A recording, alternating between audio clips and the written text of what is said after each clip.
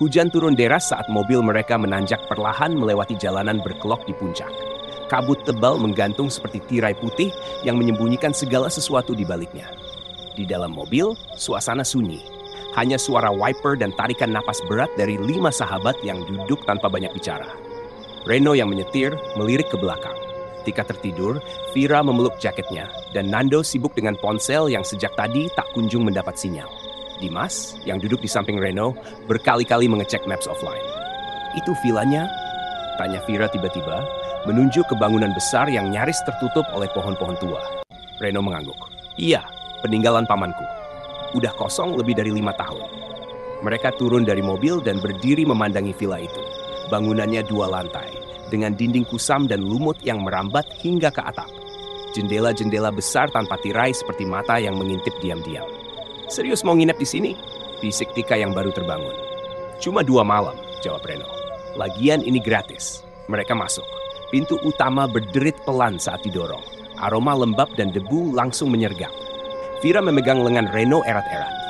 Ruang tamunya luas, dengan perabotan tua yang tertutup kain putih. Lantai kayu di bawah mereka berdecit setiap kali diinjak. "Ini lebih mirip rumah berhantu daripada villa," gumam Dimas sambil menyalakan lampu. Tapi lampu hanya berkedip lalu mati total. "Aku bawa senter," kata Nando, mengeluarkan headlamp dari tasnya. Mereka memutuskan untuk menjelajah villa sebelum malam. Ada 5 kamar di lantai atas dan 2 kamar di bawah. Tapi satu kamar, yang terletak di pojok paling gelap, terkunci rapat. Saat Reno mencoba membukanya, suara seperti tarikan napas terdengar dari balik pintu. Pelan, tapi jelas. "Dengar nggak barusan?" tanya Reno. Tapi yang lain diam. Menjelang malam, mereka berkumpul di ruang tengah, menyalakan api di perapian dan membuka bekal yang mereka bawa. Suasana mulai mencair. Candaan kecil, cerita horor, dan kopi hangat. Hingga jam menunjukkan lewat tengah malam. Tika pamit ke kamar duluan. Tapi belum 15 menit, ia kembali turun. Wajahnya pucat. "Aku dengar suara anak kecil nangis dari kamar mandi belakang," katanya pelan. Semua langsung menoleh. Mereka menyusuri lorong sempit menuju kamar mandi tua yang berada di ujung. Lorong itu gelap, dengan dinding kusam dan cermin besar yang pecah sebagian. Reno membuka pintunya. Tidak ada siapapun. Hanya suara tetesan air dari keran bocor. Tapi saat Vira menyenter ke arah lantai, mereka semua terdiam. Ada jejak kaki kecil, basah, seperti milik anak-anak. Dan jejak itu tidak menuju keluar, tapi justru masuk ke dalam tembok. Sejak malam itu mereka sadar, villa itu tidak pernah benar-benar sepi. Malam berjalan lambat. Angin dari luar merayap masuk lewat celah-celah jendela. Suara hujan mulai mereda, tapi keheningan justru terasa lebih mengerikan. Pukul lewat 2 dini hari, Tika terbangun. Napasnya tersengal, tubuhnya gemetar. Ia merasa seperti baru jatuh dari mimpi buruk. Tapi mimpi itu terlalu nyata. Ia meraba bantalnya dan merasakan sesuatu yang aneh. Bukan guling, bukan handuk, bukan miliknya. Ia menarik benda itu perlahan, dan di tangannya sekarang tergenggam sobekan foto lama. Lusuh, berwarna coklat keemasan seperti dicetak puluhan tahun silam. Foto itu memperlihatkan sebuah keluarga, ayah, ibu, dan seorang anak kecil di tengah-tengah mereka. Ketiganya berdiri di depan villa yang sekarang mereka tempati. Namun yang membuat darah Tika terasa membeku adalah wajah si anak. Matanya disilang dengan tinta hitam. Bukan coretan biasa, tapi seperti dicakar-cakar dengan penuh kebencian. Tika menjerit. Dalam sekejap, yang lain langsung datang. Reno dan Vira paling dulu masuk ke kamar. "Apa yang terjadi?" tanya Reno. Tika menunjukkan foto itu dengan tangan gemetar. "Ini tadi, di bawah bantalku. Aku nggak tahu itu apa." "Siapa mereka?" "Tapi aku mimpi. Mimpi anak itu berdiri di pojokan kamar, dan dia nangis sambil bilang, 'Kenapa kamu tidur di sini?'" Dimas dan Nando masuk belakangan. Mereka semua melihat foto itu. Hening, hanya suara detak jam dinding tua yang seolah mempercepat waktu. "Ini, pamanku pernah bilang," Reno membuka suara. "Villa ini dulu dihuni keluarga kecil. Katanya anak mereka hilang misterius. Nggak pernah ketemu sampai sekarang." "Dan kamu baru bilang sekarang?" sahut Nando tajam. Reno menunduk. "Aku kira itu cuma cerita." Tiba-tiba terdengar suara dari lantai atas. Tok, tok, seperti ada yang berjalan pelan menyeret kaki. Semua mendongak ke langit-langit. "Nggak ada siapa-siapa di atas," gumam Dimas. Lampu senter Vira mulai berkedip. Tok, tok, sekarang lebih cepat. Suara langkah itu berhenti tepat di atas kepala mereka. Tika menatap mereka satu persatu. "Kamar itu," bisiknya. "Yang terkunci itu kayaknya bukan kosong." Reno meraih tasnya, mengambil kunci cadangan yang dulu diberikan pamannya. Kunci kamar paling pojok yang sejak mereka datang belum pernah dibuka. Perlahan mereka naik ke atas. Lorong gelap, dingin, dan sunyi. Hanya suara langkah mereka dan napas yang mulai tercekat. Reno memasukkan kunci ke lubang. Klik, pintu terbuka pelan. Bau anyir langsung menyergap tajam menusuk hidung. Di dalam kamar itu gelap, sangat gelap. Hanya ada ranjang kecil berdebu, cermin besar yang hampir seluruhnya pecah, dan boneka kayu yang duduk di sudut ruangan menghadap tembok. Semua terdiam. Vira melangkah masuk. Lampunya menyapu pelan dinding kamar. Lalu ia melihat sesuatu. Di balik boneka itu tertempel foto. Foto yang sama dengan milik Tika. Hanya saja dalam versi utuh. Dan di foto itu mereka berlima berdiri di belakang keluarga tersebut. Padahal mereka belum pernah berfoto di sini. Belum. Malam semakin larut. Kabut luar semakin tebal hingga menempel di kaca jendela seperti kabur dari mimpi buruk. Villa itu terasa hidup. Bukan dengan suara manusia, tapi dengan bisikan dan langkah-langkah yang seharusnya tidak ada. Setelah penemuan foto aneh di kamar terkunci, mereka berlima sepakat untuk tidur dalam satu ruangan. Ruangan tengah di lantai bawah jadi tempat darurat. Mereka rapatkan kasur lipat, matikan lampu, dan hanya nyalakan satu senter kecil sebagai penerang. Kita harus keluar dari sini besok pagi, kata Reno pelan. Kalau bisa keluar, gumam Tika lirih. Belum sempat mereka menutup mata, terdengar suara dari atas kepala mereka. Krak, krak, langkah pelan seperti kaki kecil yang menapaki papan tua. Lalu berhenti. Lalu terdengar suara tawa kecil, cekikikan, sangat lirih. Bukan tawa manusia normal. Nando langsung berdiri. Loteng, dari loteng. Villa ini punya loteng? Vira menatap Reno. Reno mengangguk ragu. Iya, tapi aku nggak pernah masuk. Pamanku bilang, jangan ganggu bagian atas. Mungkin jawabannya ada di sana, saut Dimas, wajahnya pucat tapi tekadnya terlihat jelas. Mereka naik ke lantai 2. Senter Dimas menyapu langit-langit hingga menemukan pintu kecil berwarna coklat tua. Tuasnya berkarat. Ketika ditarik, kayunya mengerang berat, mengeluarkan tangga lipat ke bawah. Udara dingin langsung turun dari atas. Jangan semua naik, ujar Reno. 2 orang cukup, aku sama Nando. Dengan hati-hati, Reno dan Nando naik ke atas. Loteng itu pengap, penuh debu, dan dipenuhi tumpukan barang-barang tua. Meja rusak, koper usang, dan beberapa kardus kayu yang sudah lapuk. Mereka mengendap, menerangi sekeliling. Lalu, Nando berhenti. Lihat itu. Di pojok loteng ada kursi kecil. Di atasnya tergantung baju anak-anak warna putih, lusuh dan robek. Di bawahnya sebuah boneka kayu lagi. Persis seperti yang ada di kamar terkunci. Reno mendekat. Ia melihat sebuah kotak kecil di bawah kursi. Dibukanya perlahan. Di dalamnya pita rekaman lama dan buku catatan tipis. Ini tulisan-tulisan tangan anak kecil, gumam Reno sambil membuka lembar demi lembar. Aku tidak nakal, aku hanya mau main. Tapi ibu bilang aku bawa sial. Ayah juga marah. Mereka kunci aku di sini. Malam-malam aku dengar suara. Bukan suara mereka. Tapi aku suka. Dia temanku. Temanku bilang, semua orang yang masuk rumah ini akan jadi teman baru kami. Tiba-tiba, dari balik tumpukan barang, terdengar suara. Krak, krak. Sebuah kepala kecil muncul, rambut panjang, wajah pucat, mata hitam, bukan manusia. Reno! Teriakan Nando menggema. Yang di bawah langsung panik. Tika dan Vira menatap ke atas. Tangga loteng bergoyang. Terdengar suara gaduh. Sesuatu berlari. Lalu, duer! Reno jatuh dari loteng, menghantam lantai. Nando masih di atas, tidak bersuara. Reno terguncang, berdarah, dan wajahnya shock. Dia bukan Nando, bisiknya. Yang turun nanti bukan lagi dia. Semua menatap ke atas. Suara tangga berderit pelan. Seseorang atau sesuatu sedang turun dari loteng. Suara langkah dari loteng terdengar pelan, namun berat. Seolah bukan kaki manusia. Lebih seperti seretan. Sesuatu yang membawa beban. Atau tubuh. Tika memeluk Vira erat. Reno masih terduduk di lantai. Wajahnya pucat dan berdarah. Matanya menatap ke atas dengan ketakutan yang belum pernah terlihat sebelumnya. Dimas, yang sejak tadi paling tenang, berdiri tegak. Di tangannya ada balok kayu bekas perapian. Kalau itu bukan Nando, kita harus siap, bisiknya. Langkah itu mendekat. Tangga loteng bergoyang pelan. Lalu muncul tangan, putih pucat, kuku panjang, kotor. Bukan milik manusia biasa. Tutup tangganya! Reno berteriak, cepat! Dimas menyambar tuas dan mendorong tangga kembali ke atas. Brok! Suara di atas langsung mengamuk. Teriakan melengking menggetarkan seluruh villa. Mereka semua berlari ke ruang tengah, mengunci pintu dan menumpuk perabotan di depannya. Apa yang kamu lihat di atas? Tanya Vira pada Reno yang masih lemas. Reno menatap mereka, napasnya berat. Aku lihat wajah Nando berubah. Dia senyum, tapi matanya kosong. Lalu dia tertawa, bukan kayak suara dia. Dan ada yang berdiri di belakangnya seperti bayangan, tapi lebih gelap dari gelap. Tika menunduk. Aku nggak tahan lagi, aku pengen keluar dari sini sekarang juga. Belum bisa, jawab Dimas pelan.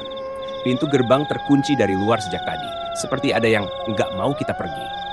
Mereka terdiam, lalu tiba-tiba Vira mengingat sesuatu. Cermin. Semua menoleh. Cermin besar di kamar terkunci. Waktu aku lihat pantulan di sana, bonekanya ngadep ke arah kita. Padahal di dunia nyata, dia hadap ke tembok. Suasana langsung hening, sebuah ide muncul. Kalau cerminnya bisa nunjukin yang sebenarnya, gumam Dimas. Mungkin itu pintu atau jalan. Mereka kembali ke kamar terkunci. Bau anyir masih menyengat. Boneka itu masih duduk pojok. Kali ini benar-benar menghadap tembok. Tapi di cermin, refleksinya tidak sama. Lihat, ujar Tika pelan. Di cermin, lantai di belakang boneka retak. Dimas mendekat, menyenter lantai. Tidak ada retakan. Tapi Vira yang menatap ke cermin berkata, di dalam cermin seperti ada lubang. Mereka serempak menatap ke dalam cermin. Refleksi menunjukkan celah kecil di lantai kayu di balik boneka, seolah mengundang mereka untuk membukanya. Perlahan, Dimas menarik boneka itu. Dan benar, lantai di bawahnya terasa lebih renggang. Ini bukan lantai biasa, gumamnya. Dengan obeng kecil dari tas Reno, mereka membuka papan lantai satu persatu. Dan di bawahnya, sebuah tangga kayu yang turun ke ruang bawah tanah. Gelap, pengap, dan terdengar suara seperti suara rantai diseret. Tapi yang paling mengerikan adalah dari dalam cermin retak itu, refleksi mereka mulai berubah. Tika melihat dirinya menangis darah. Vira berdiri dengan kepala miring nyaris putus. Reno menggigit bibirnya sendiri sampai robek, dan Dimas hilang dari pantulan. Tangga kayu menuju bawah tanah terasa rapuh. Setiap pijakan mengeluarkan suara berderit pelan, seperti tangisan tua dari rumah yang lelah menyimpan rahasia. Udara di bawah sana lebih dingin, lembab.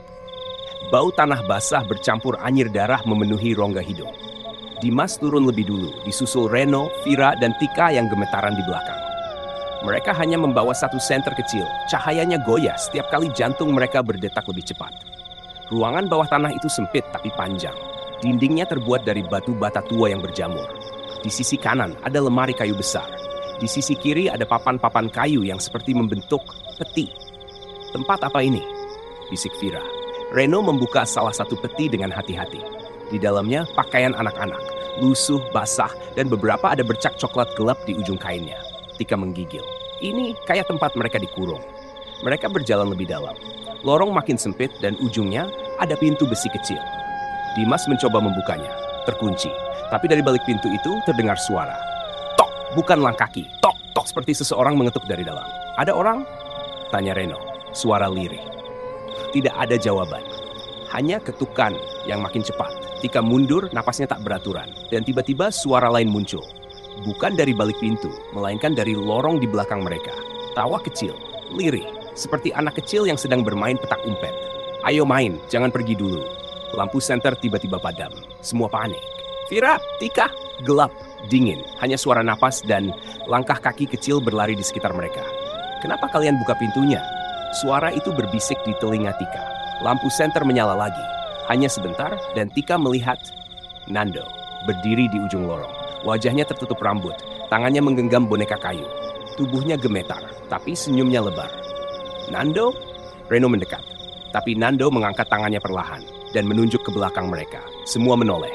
Pintu besi terbuka sendiri, dan di baliknya ada ruangan gelap berisi puluhan cermin kecil yang saling menghadap.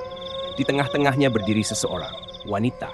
Rambut panjang, wajah hancur, bibirnya sobek hingga ke pipi, matanya hitam sepenuhnya. Ia berputar pelan, seolah sedang menari di antara pantulan dirinya sendiri. Itu ibu, bisik suara Nando yang kini ada tepat di belakang mereka. Ibu yang mengurung kami di sini.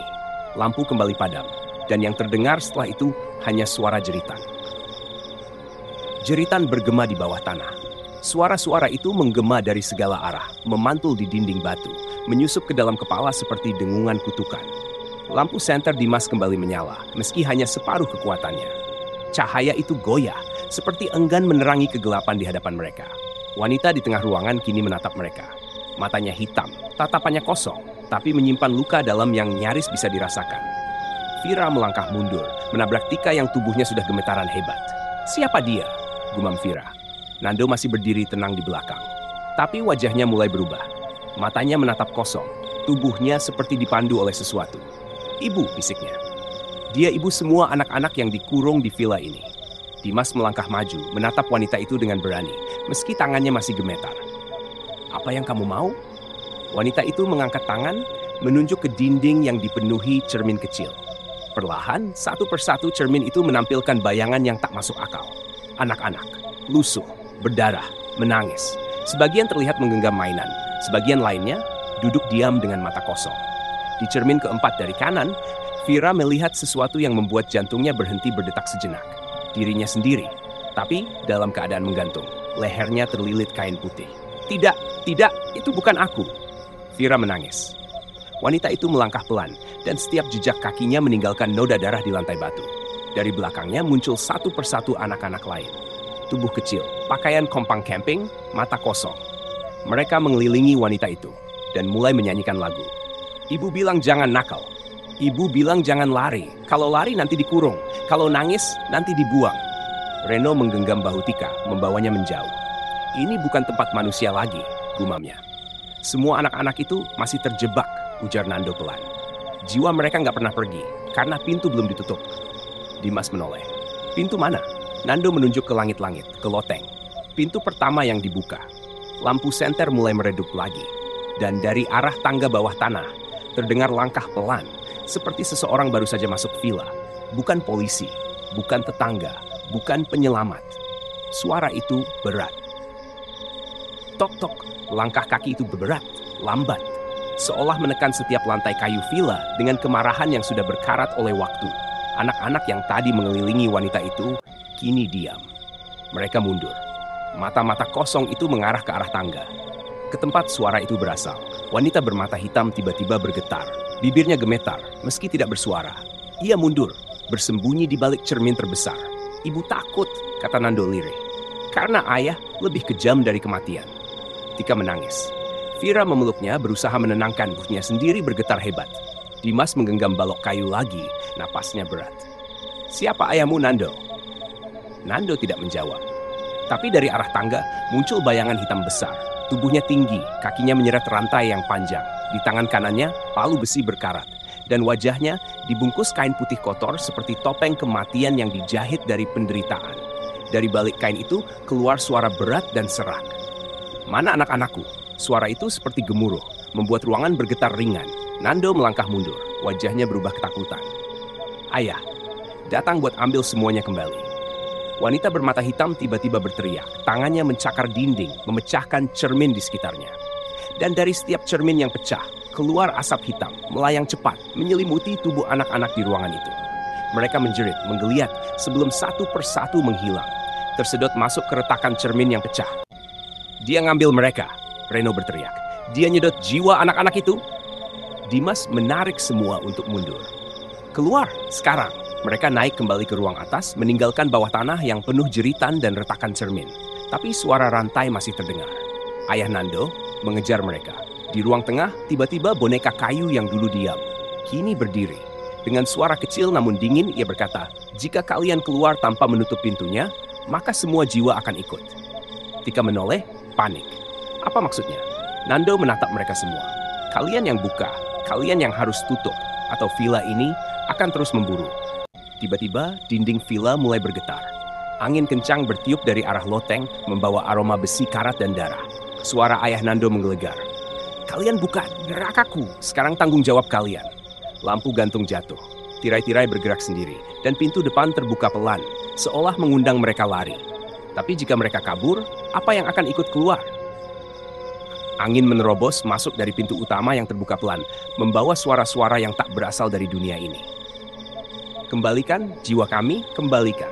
Tirayan terbang liar, debu berputar di udara membentuk wajah-wajah mengerikan yang muncul lalu menghilang.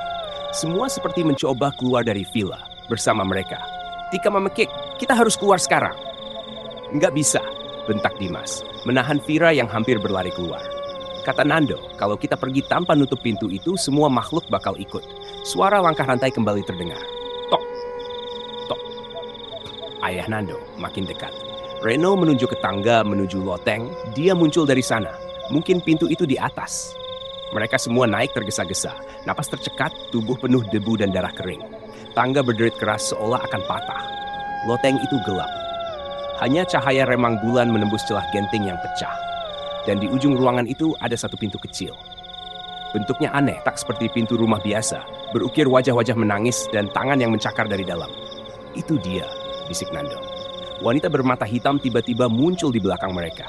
Tubuhnya setengah melayang, matanya masih kosong, tapi kini menangis darah. Jangan tutup pintu itu, bisiknya. Kalau kalian tutup, aku akan hilang. Anak-anakku takkan bisa kembali. Dimas gemetar. Tapi kalau tetap terbuka, lebih banyak yang akan mati. Wanita itu memekik. Tangannya mencakar udara, menciptakan badai kecil di dalam loteng. Reno mendekat ke pintu. Ada simbol aneh di gagangnya. Simbol yang sama seperti di boneka kayu. Ini harus dibuka dulu, baru bisa ditutup penuh. Kayak siklus, harus dibalik arahnya. Tika menangis, cepat Reno. Suara ayah Nando semakin dekat. Dia naik menyeret palu besarnya. Dari balik celah loteng, kepala besarnya sudah terlihat. Wajah tertutup kain, tapi matanya kini menyala merah terang. Anak-anakku belum pulang, kalian belum boleh pergi. Reno memutar gagang pintu. Awan hitam menyembur dari celahnya. Jeritan anak-anak terdengar di dalamnya, minta dilepaskan. Tapi saat pintu mulai tertutup, badai mulai reda. Nando menunduk, air matanya jatuh. Kalau pintunya ditutup, aku juga harus ikut. Vira menoleh cepat. Apa maksudmu? Nando tersenyum kecil. Aku bagian dari mereka. Tubuhnya perlahan menjadi transparan. Makasih, udah bantu, jangan biarin tempat ini buka lagi, ya? Dan dalam detik itu, pintu berhasil tertutup. Seluruh villa berguncang. Ayah Nando menghilang, lenyap bersama bayangan dan jeritan. Dan tiba-tiba semua sunyi. Hanya bunyi detak jam tua dari ruang tamu yang perlahan berdetak kembali. 2 hari setelah kejadian itu, matahari pagi di Jakarta bersinar tenang. Langit biru seperti tak tahu apa yang baru saja terjadi di puncak. Vira duduk di tepi ranjang kosnya. Wajahnya pucat. Bola matanya sayu. Ia belum tidur sejak kembali. Dimas dan Reno mengantarnya pulang 2 hari lalu. Setelah semalam mereka turun dari villa. Tidak ada polisi, tidak ada warga yang tahu. Seolah villa itu menghapus jejak mereka begitu saja. Tika masih dirawat di rumah sakit karena trauma. Reno pun belum bisa bicara banyak. Semuanya kembali ke hidup masing-masing. Tapi tidak benar-benar kembali. Vira melirik ke cermin kecil di sudut kamarnya. Sejenak ia merasa melihat bayangan Nando berdiri di belakangnya. Tersenyum dan menangis. Tapi saat menoleh, tak ada siapapun. Ia menggeleng menepuk wajah sendiri. Udah selesai. Pukul 7 malam, Vira mencoba tidur. Tapi tiba-tiba radio kecil di meja belajarnya menyala sendiri. Ibu bilang jangan nakal. Ibu bilang jangan lari. Lagu itu. Dari villa itu. Vira mematikan radio dengan kasar. Melemparnya ke lantai. Sial, jangan mulai lagi. Lampu kamar berkedip. Dan cermin mulai berembun. Perlahan muncul tulisan di sana. Aku ikut karena pintunya belum terkunci. Vira membeku. Jantungnya berdegup cepat. Dari bawah tempat tidur terdengar suara cakaran. Pelan tapi nyata. Grek. Perlahan ia melihat sebuah tangan kecil keluar dari bawah ranjang. Di ujung jari tangan itu tergantung boneka kecil dari kayu. Boneka yang sama dari villa. Mata Vira membelalak. Ia mundur, menabrak tembok. Ia ingin teriak, tapi tenggorokannya terkunci. Dari sudut kamar, suara bisikan anak-anak mulai terdengar lagi. Pintunya belum dikunci. Kunci. Dan dari bawah ranjang itu, keluar satu wajah kecil tersenyum, penuh luka, dan berkata, boleh tinggal di sini sebentar? Vira tidak bisa tidur sejak malam itu. Boneka kayu kini duduk manis di atas mejanya, padahal ia yakin ia sudah membakarnya. Setiap malam suara itu kembali. Kunci belum dikembalikan. Dimas dan Reno datang ke kos Vira keesokan paginya. Vira langsung membuka pintu sebelum mereka sempat mengetuk. Vira langsung bicara. Kita belum nutup semuanya. Kita cuma tutup pintunya. Tapi nggak kunci. Reno menunduk. Ia mengeluarkan sesuatu dari saku jaketnya. Sebuah kunci besi tua yang berkarat dan berlambang wajah menangis. Aku ambil ini dari loteng sebelum kita turun. Suara Reno bergetar. Aku pikir cuma souvenir. Tapi sejak itu, tiap malam aku mimpi kita semua mati dibakar di villa itu. Dimas menatap kunci itu tajam. Kita harus balik. 3 hari kemudian mereka bertiga kembali ke puncak. Jalanan sepi, kabut lebih tebal dari biasanya. Dan saat mereka tiba di tempat villa seharusnya berdiri, villa itu tak ada. Hanya tanah kosong, berumput liar. Tapi Vira tahu, Dia masih di sini, tapi sudah bergeser ke tempat yang lain. Reno mengeluarkan boneka dari tas. Ia taruh di tengah rumput. Lalu, dengan tangan gemetar, ia menaruh kunci tepat di telapak boneka itu.